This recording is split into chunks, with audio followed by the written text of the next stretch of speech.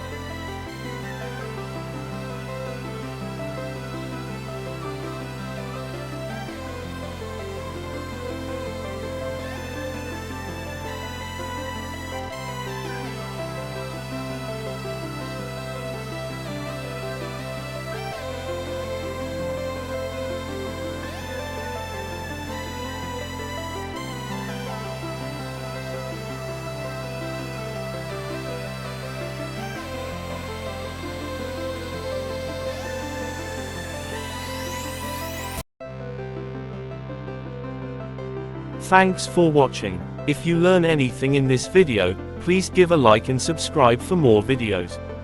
If you have any questions, just pin a comment.